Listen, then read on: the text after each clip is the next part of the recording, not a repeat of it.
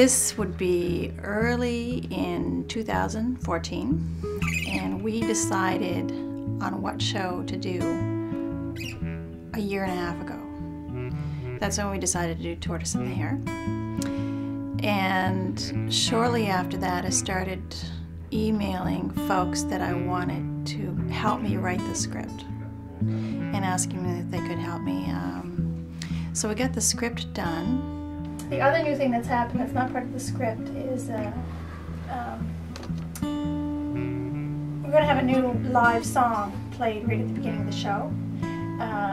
It is doing the background music, and Bernie is singing it.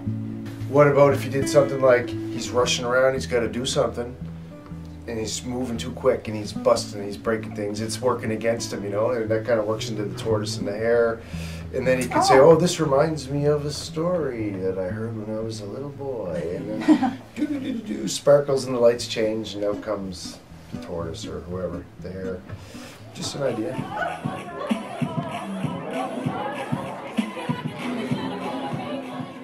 We got a new volunteer who lives in Toronto. He's an amazing artist from Cape Breton. I never met him, just a contact through a contact. And he took our script and read it and then developed character sketches, visual character sketches of all the puppets. Those sketches went to the puppet maker in Texas. She took our sketches and she was thrilled when she saw them, because normally that's not how it's done. She has to come up with the puppet herself. But when she had something to work from, she was able to create these puppets that are not only very functional based on our puppeteers, because they have some certain physical requirements. In other words, the puppets had to be light, very light, strapped on so that the shoulders would carry weight and hips would carry weight, so the puppeteers would be able to use these puppets for a longer period of time without becoming tired. I was also talking to musicians. So the musicians also had the script, and we figured out which character, what kind of music style each character would have. Preconceived notion, I can just kind of learn how to back you up, and then I can make it exactly the way you want it, so it's easy for you to sing. And sure, well, like you said, you recording it, that's perfect. I'll just imitate what exactly, yeah. So concurrently, puppets were being made, music styles were being chosen, musicians and background musicians were being asked to participate. So all that was all sort of like going on at the same time. And slowly, because everybody's a volunteer, we have to work around all their schedules. Very slowly, all these things start to come together. Going to the other track, doing So doing notes. What we're going to do is we're going to do one whole track. Okay. With the where you're just going like this. No, watch. You're just going to go like this, like da da da da da da da. That's it.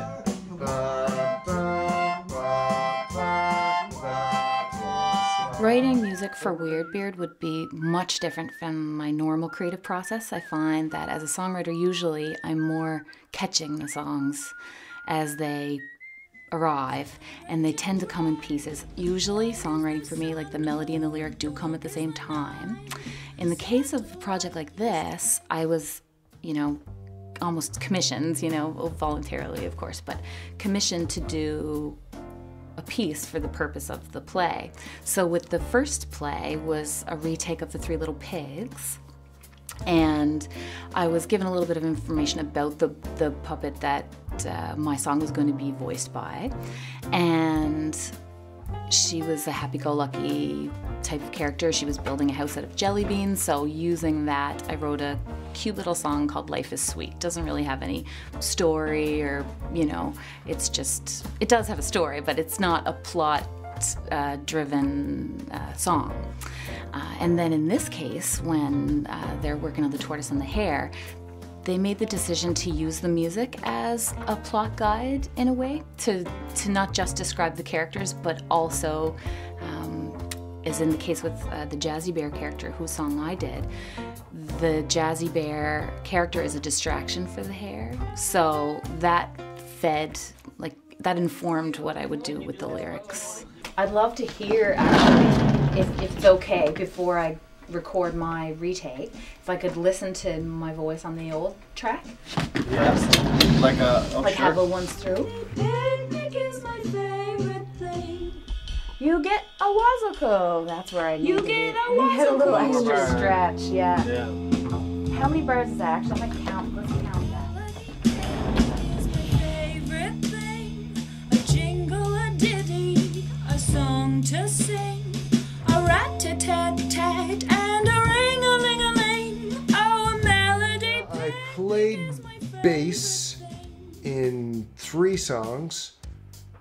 And I also wrote and recorded a song and produced that, and I helped arrange another song. So I had a pretty extensive, I had my hands in about 4 of the songs, I think, yeah. The project involved working with several different people in their presence and not in their presence, like sending stuff over the internet and whatnot. So it kind of exercised my social skills a little bit to go and visiting other people and working with other people, making sure everybody's happy all the time and their musical needs are being met and my own are being met too, my own requirements. You know, when they started telling me what Chase's song was going to be like, I jumped at the chance to make it like a hip hop song and kind of funk it up a little bit and make it cool. I'm the fastest little creature that ever did be. My name is Chase, and I'm a really fast hare. You can call me what you like, cause I really don't care. And then I got to do a jazz song. There was a jazz song where they needed some jazz bass, and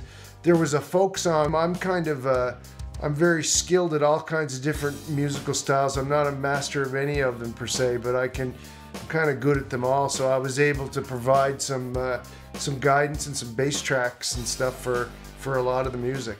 I can make Jamie aware of the fact that we're going to need to manipulate that section later we can add 4 bars or add 8 bars. We can shorten it if we want. If you want to go that way about it, that's more work, but I mean, it's a better chance. I think it's a good path to get where you want it to be, where you can have that section the right amount of time. Yeah. I agree. Like it should just like kind of blend seamlessly. It should like super stand out, because I don't think that doesn't, like, the birds feeding, I don't think are like the point of the song. No. That feels good. The forest, my home, is the best place to roam. The flowers. Other musicians started coming on board and starting writing lyrics, sending them to me. And then when a puppet would be done, I'd send them a picture of the puppet so they could be further inspired in how the music would come together, so they'd see what it was supposed to look like. And it also has to match the style, the personality of the puppeteer, because they do best on stage when the puppet matches their own personality. Adele Warner is diva. She loves jewelry, she always smells great, she comes dressed to the nines. She's great on stage. She's not shy or anything. So her puppet is a diva puppet, right? Makes sense? She's the jazzy diva polar bear, the music lady. And the song that we fit with her is the same feeling of very jazzy. Jillian Dunn, she's a high school student. She loves to rap, she loves to dance. So her puppet is the rabbit puppet, the hare, the saucy rabbit, and she's doing the rap song. So the personality all fits. The hare. And what does the hare do? Dance. Are you a good dancer? Yeah. Why do you like being the hare? Because I like doing the dance moves. So is WeirdBeard something you enjoy doing? Yeah.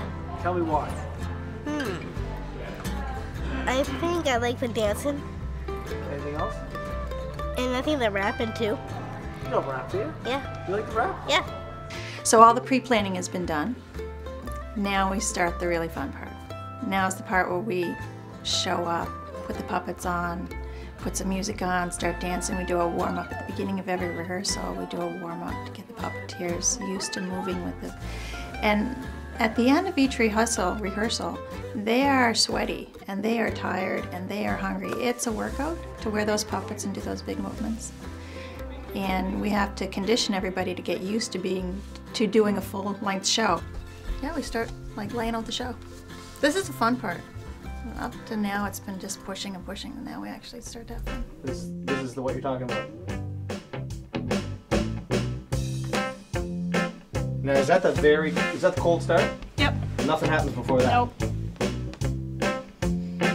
I don't know, I might go up and do a welcome, but there's no audio behind that. Track-wise, though, Yep. for us, that's Yep. how it opens. Yeah, this is press play. Press play, and that's what happens. Yeah. And it runs up to here.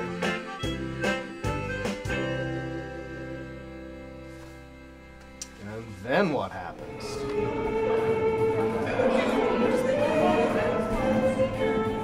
Got that? Awesome. Okay, miss, down this way, buddy. Awesome. Okay, back. Okay, and I'm just gonna stand here. Take more time? No problem. That we can do. My name is Bernadette Borden. I'm a volunteer with the WeirdBeard Puppet Troupe. I helped write the script. I wrote a song that I performed with Adele, one of the puppeteers. My job as a volunteer is to support in any way needed with the persons with special needs, with Down syndrome in this case.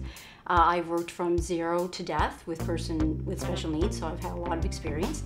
So, you know, we had to come up with techniques and ideas along the way that helped everything worked out, you know, well. Hello, my candy store. How are you, candy? I play Miss Tortoise The Hare. She sings and dances. I have been acting on stage. We're all having fun, and it's all about joy and laughter. And if everybody wants to come and see her, just have to just grab a ticket and go. And when she approached me with the idea of doing the voice of Mr. WeirdBeard for Blacklight, for some Blacklight cinema here locally, I thought that would be a great way to provide entertainment for children, and also to involve children in the Down syndrome community in a wonderful theatrical project. I really should slow down and catch my breath. Yes, I'm gonna have to slow down. I can see. What's that? Yeah, I'm going a bit fast, I know. Well, it brought me the opportunity to try out a character that I had never done before. It made me really feel like I was giving something of value to the community and to the Down Syndrome Society itself, and it just really made me feel wonderful to be a part of such a wonderful project. Of a 2-year project, we're in the final stages. There's a month and a half left. So, started this project almost 2 years ago, and the only thing left are a few of the secondary props have to be still made, and that's pretty much how it has to go, because a lot of stuff has to go, like the music all has to be done before, what the props look like, so it's all very linear. The shoulders are too wide. The shoulders are too wide. We'll fix that. The hat might, with the weight of it might pull his neck forward. You know, I have a son with special needs. He really related to what was going on stage, really excited him. The puppets, just his face lit up, and talking to Joni afterwards, we went backstage after the show so he could meet the puppets. And he was just so beside him, shaking with excitement. And Joni said, you know, you should really consider, you know, volunteering next time. And I was thinking, you know, oh gosh, do I have the time, and that sort of thing. And the more I thought about it, the more like, why wouldn't you? You know, something that really makes a difference for your child. So I'm good now. There you go. Yeah, perfect. Well, they're the ones with the real vision in mind in terms of what they need. We're just kind of trying to help make that happen on our end. This is for our production. We're putting on. Taking over WeirdBeard Cape Breton's production of The Three Little Pigs. So this is a tree that we're making for that production. So, and we're gonna make a bunch of these. If you notice all the other tubes that we got over there. Ours are going to be fixed to the side of the stage, so it doesn't have to collapse at all. But these ones are kind of more prop-based, so they want them to be able to grow.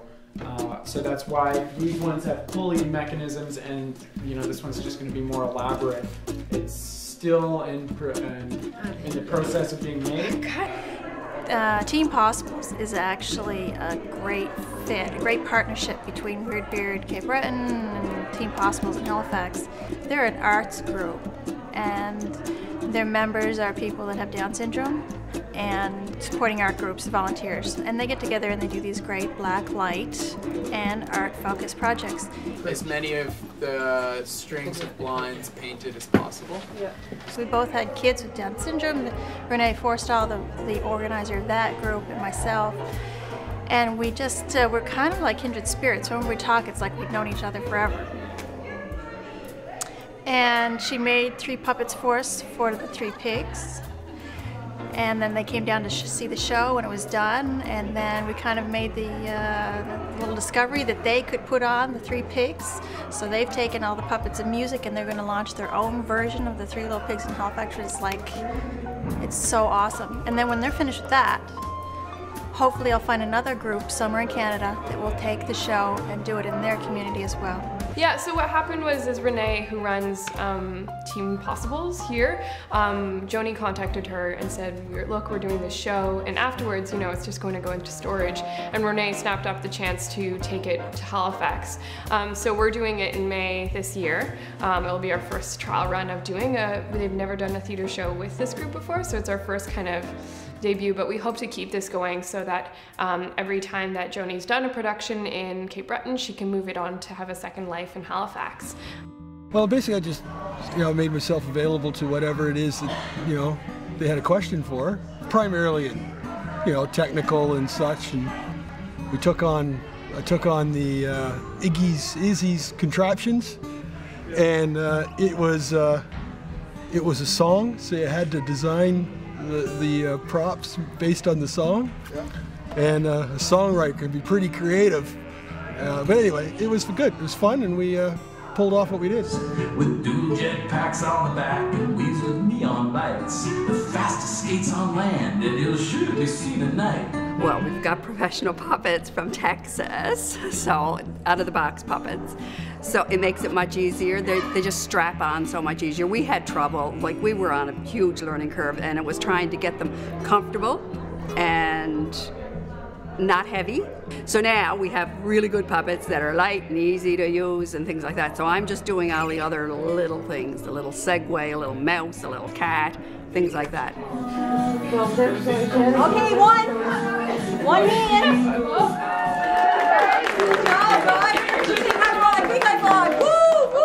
Sometimes following verbal direction or verbal commands was a little difficult at times, or even trying to remember them. So one of the techniques we put in place is we always use a prompter person, so the prompter's always behind, and so we help guide the puppeteers, or we're whispering in their ear when we're behind them to, like, this is what we do now, or this is the move you make, or we're actually kind of guiding them. Some of the challenges would be that they couldn't really follow the direction, or they wouldn't allow us to be their prompter from behind and to help them do the movements and the gross motor stuff that was needed to be done.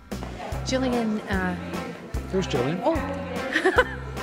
You're not filming this. My daughter's Janice. She's not here tonight. Yeah. Well, now I don't know if you're the star, but I think she gained so much confidence, had a lot of fun with her friends, and you really liked all of the school kids coming to see you because you knew a lot of them.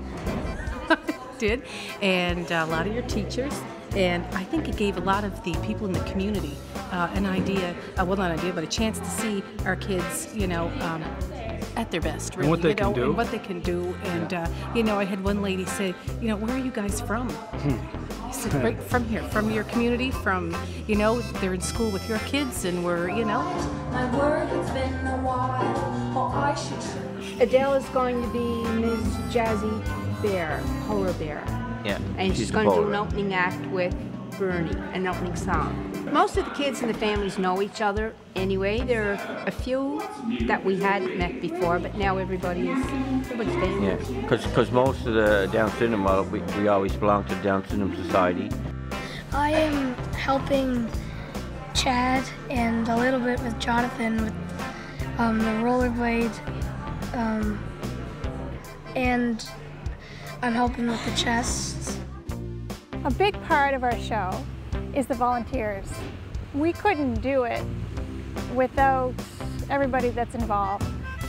We have now about 80 people that were involved that all had a big part of putting together Tortoise and the Hare.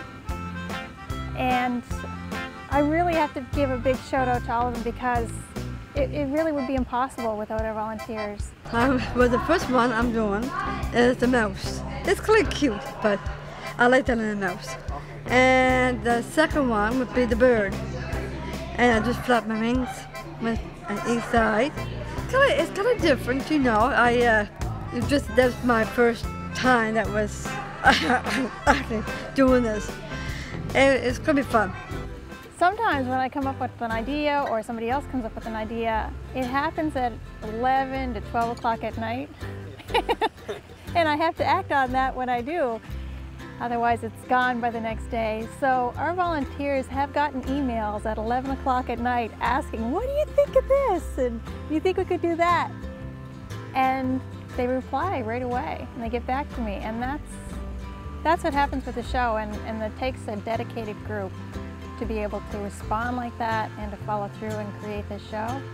So just want to say a big thank you to all the volunteers that were involved. See those birdies fly! Are you ready? Everybody go 1, 2, 3. The opening night is always a bit of a struggle for me because it's two-sided. One is the whole show is about our performers and their families and achieving this thing that we're all working towards, right? It's the big picture. It's the icing on the cake. It's all that, right? I mean, we've had a lot of fun during rehearsal, but then we get to showcase the talents and abilities to our audience, and they get the applause and they enjoy and all that stuff. But the other hand side of it is I've got to get bums and chairs. So about half hour before showtime, we had a lot of people show up, and all of that we had an audience. We can do a show, you gotta have an audience, so we had an audience. Others aren't of interest, something else I know you'll love. It's a flying saucer, takes it to the moon and stars above. Baby's fully loaded, all the toys, all the bells and whistles, so the hybrid makes less noise. The big picture of WeirdBeard is that at the end of each time we create one of these productions, it's like a box show. So we have the puppets and we have the props, and we have the music and the full score, and all of that can be lent to other groups anywhere that have kids with Down syndrome, and they can put on their own show and have the same success that we've had here. These kids are just like laughing in it. They don't get stressed out. Just, they show you a way to live.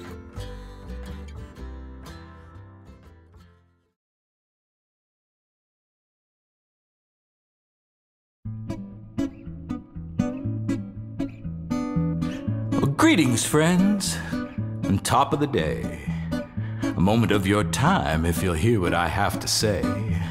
I'd like to introduce myself and tell you what I do. I'm the inventor of marvelous things for those who are on the move. They call me Iggy, a reptilious entrepreneur. Got patents pending, distribution coming soon. Well, I got gadgets like you've never seen. You try my gizmos and you'll know just what I mean.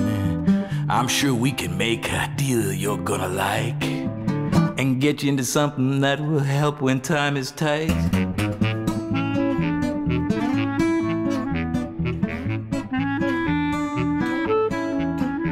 Well, it seems a hectic life these days, just trying to get ahead, to keep up with the O'Hares or the latest fashion trends. So I've done some market research, and if the findings are correct, it's speed that's in demand. Get there sooner than the rest. So do I have any takers now that I have made my pitch? Or interested investors? 'Cause I'm here to do business. 'Cause I got gadgets like you've never seen. You try my gizmos and you'll know just what I mean. My product line is tailored to get you on your way. And I got a sale on it, must be your lucky day.